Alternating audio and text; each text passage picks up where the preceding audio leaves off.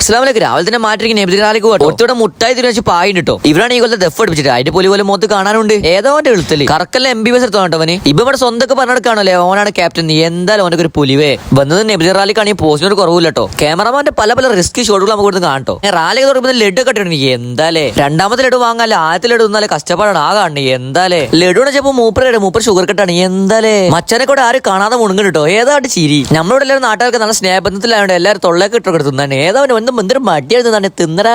റാലിനെ മൊത്തം കൺട്രോൾ ഇവന്റെ കയ്യിലാ പറഞ്ഞു. പ്രത്യേകിച്ച് വീഡിയോ എടുക്കാൻ പറഞ്ഞിട്ടുണ്ട്. അപ്പൊ ഏതാ മച്ചനെ വൈബ് ഇരുന്ന് പോവുക. അങ്ങനെ നല്ലൊരു മുന്തിരി ജ്യൂസ് കിട്ടിട്ടോ. പല പല റിസ്ക് ഷോട്ട് എടുക്കാൻ വേണ്ടി ജീപ്പിനെ മുൾക്ക് ചാടി കയറണം. കയറുമ്പോൾ മൂഞ്ചു വിചാരിച്ചിട്ട് പക്ഷേ കയറിയപ്പോൾ മനസ്സിലായി നല്ല നല്ല ക്ലിപ്സ് കിട്ടിയിട്ടുണ്ടോ. എന്തായാലും എന്റെ മുകളിലല്ലേ കുറച്ച് കോപ്പറായി കണ്ടിരിക്കും മനസ്സിലൊരു സമാധാനം ഉണ്ടാവില്ല. ഏതാ മോനെ ഷോട്ട് ഞാൻ അടുത്ത ഷോട്ട് ഉണ്ട് ഞാൻ തന്നെ കോരി തിരിച്ചു പോയിട്ടോ. പഠിച്ചോനെ ഇതൊക്കെ കാണുമ്പോൾ നിങ്ങൾക്ക് പണ്ടത്തെ ഓർമ്മ വന്നത്. പണ്ടൊക്കെ എത്രമാത്രം കളിച്ചിട്ട് പഠിച്ചോടെ ഞാൻ ഓലൊക്കെ കളിച്ചിട്ട് പോലെ കൂടെ കയറി കളിച്ചാൽ തോന്നുന്നു കേട്ടോ. കൂടെ നമ്മൾ ചെറിയ കൂട്ടിലെ ഫ്ലവർ ഷോ ഉണ്ടായിട്ടോ. ഏടെ പോയാലും കുഞ്ഞായ മച്ച കുറച്ച് നിർബന്ധമല്ല. അങ്ങനത്തെ കുറച്ച് ടീമുണ്ട് ഇവിടെ.